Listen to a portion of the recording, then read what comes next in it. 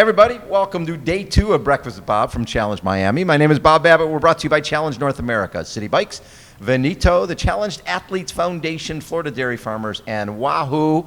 Our next guest, Skye Moench. She finished 6th here at Challenge Daytona not that long ago. That was a great race. How you doing, Skye? Very good, Bob. Good to be here. So talk a little bit about the Challenge Daytona race. It was only probably one of the greatest fields ever assembled. Yeah. And if you had been told beforehand, I'm going to finish top 10, and not just top 10, but just out of the top 5, you probably would have been pretty happy.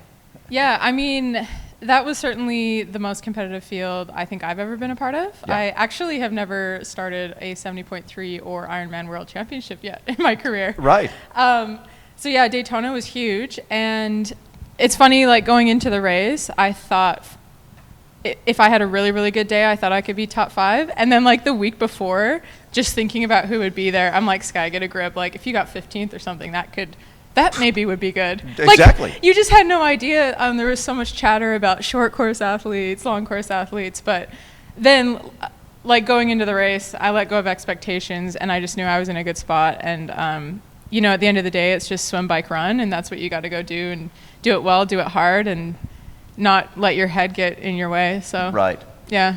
So with that, you've got Collins Cup coming up in August, and that's the more I keep looking at some of the potential pairings with a U.S. athlete against a European athlete against an international athlete. Yes. Those are going to be some fun races. Yeah, they are. I mean, that's so unique where it's kind of one-on-one. Yeah.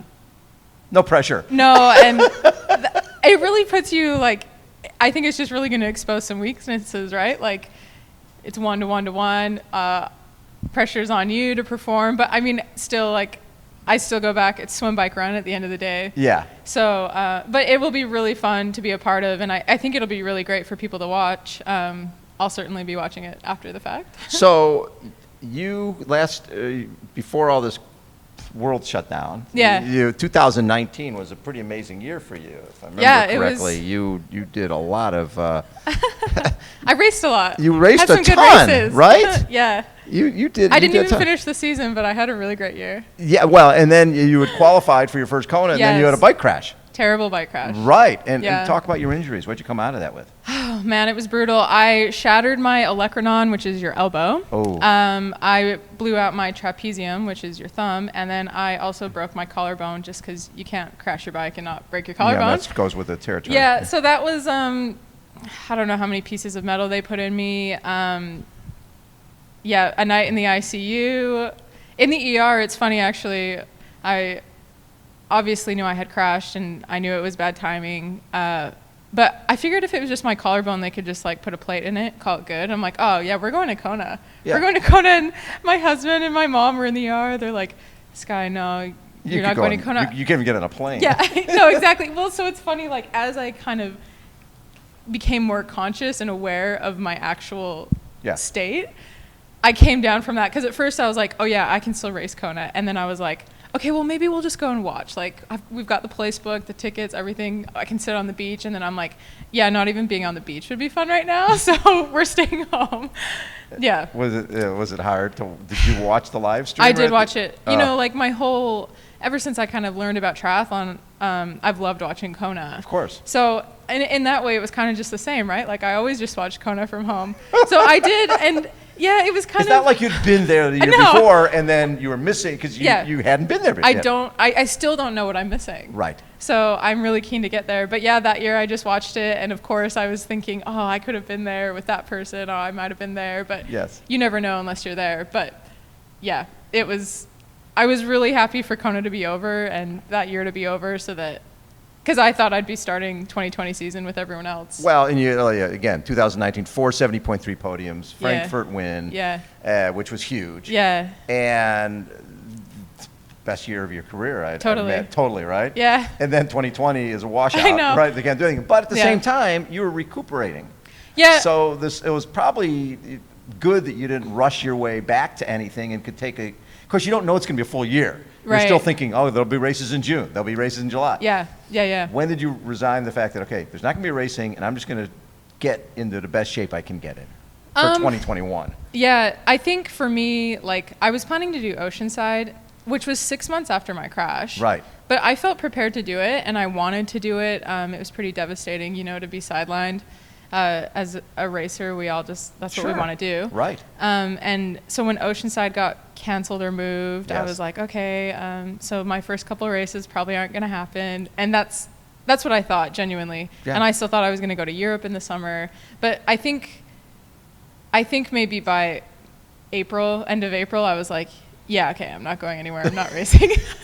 And then that's like, once the first couple of races got postponed, my coach was like, okay, we're just going to back off a bit. Because we were like full. Oh, yeah. Oceanside. I mean, that would be a great come out, right? Yeah, at exactly. the beginning of the year, yeah.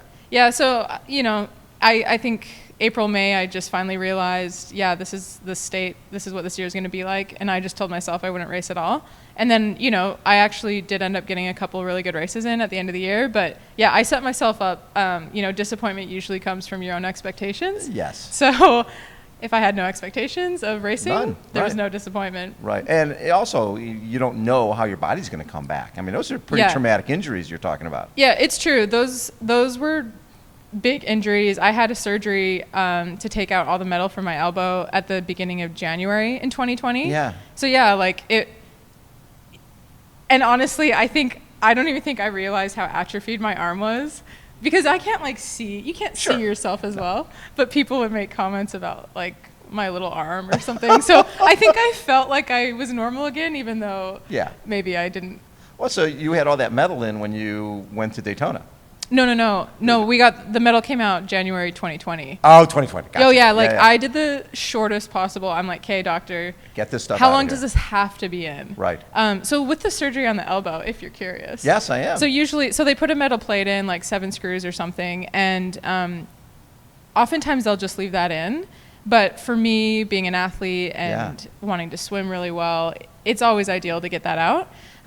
So typically, if they're leaving it in, they just they cut your tricep and reattach it, and that's a really, really hard recovery. So with me, they just put it over my muscle. Ah. So I felt like the pinch every swim stroke. I could just feel the pinch. You could feel in there. Yeah. Yuck. So that's why the first possible day that the doctor was comfortable with, I'm like, yep, let's take it out. Let's get out. And did you right away? Did you feel? Oh, instantly. The first swim back, it was no pain. Wow. Yeah, it was incredible. So cool. Anyway. So this race is a little different than Daytona, obviously shorter. Yes. But at the same time, also technical. I mean, the bike ride has a lot of turns. Yeah. Where in the other one, it was basically, okay, just put my head down and go. Yeah. Yeah.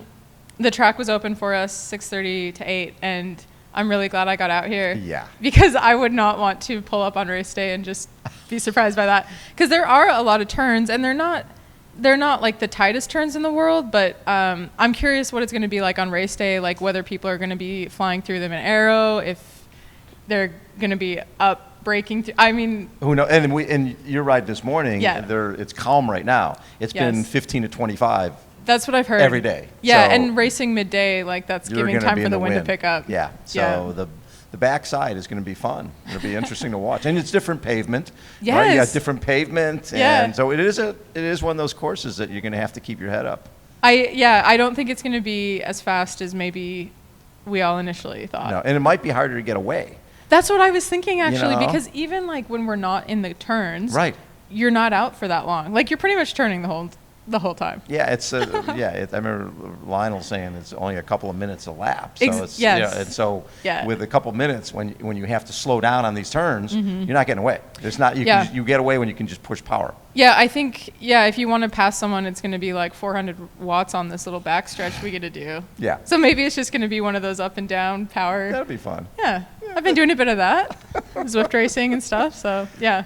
When you look back and you've basically worked since you were 15 years old and were working at Ernst & Young and basically worked your way through college, paid off everything. Yeah, never had debt. Never had debt, which is pretty freaking amazing. Yeah. And you graduate 100% debt free and bachelor's and master's, and then you become a professional triathlete. I know. A very wise financial decision. Exactly. I mean, there's so much money in this sport. Yeah. But what was it? When you made that decision, was it hard, or was it one of those things where you're thinking, you know what? Why not? I'm young. Take a shot at this stuff. No, honestly, I didn't. It took me a long time to come to terms and have that attitude of I'm young, I should do this.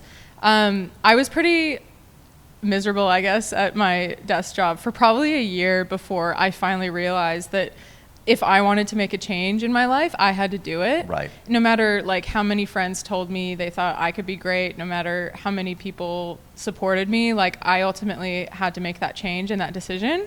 So once I realized that, it became a little easier. It was still scary. Like I had to go talk to my boss. I remember going to dinner with, well, he's my husband now, but boyfriend at the time, and being like, oh, so this is what I'm going to do.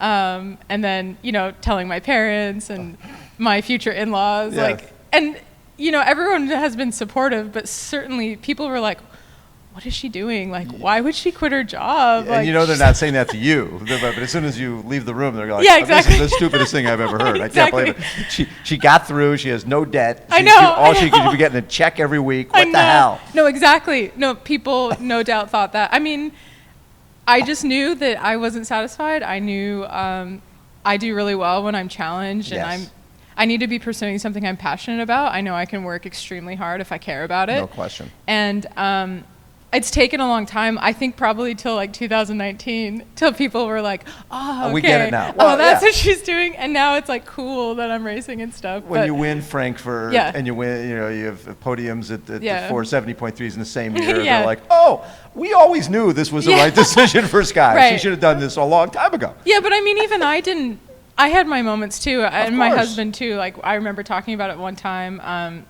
Like, of course, I quit my job and did professional triathlon thinking I'd be great right away. Of course, like when you're a really good age grouper, you think you'll just go win some professional races. Why not? No, you just get my your ass times- kicked. My times look the same as theirs. No, not even close, not even the same. So yeah, I remember a few years in though, like even my husband said, you know, like coming 5th through 8 isn't that exciting. Like, you know, we're just being honest with each Right. other, and he's been super supportive. But I agreed, right? Like, yeah, it's not fun for me either. Right. So that's kind of, yeah, that was a moment where I'm like, can I be good at this? And Yeah. kind of had to reassess. Well, and especially when you have a race like Daytona, that tells you you're doing the right thing. Yeah, yeah. And, you know, finally, you know, I feel like I'm always in contention for podiums or wins at No any question. race I go to. So, Perfect. yeah. Hey, have fun. Thank you. Tomorrow, Yes. a Friday race. Yeah. How nice is that? Got here, gonna race. There's not a Boom. lot of waiting around. Love that. Yep. Skye, always a pleasure. Thank you, Bob. All right, Skye Moench has been our guest. Again, Bob Babbitt here at Challenge Miami. Hold on, everybody. We will be right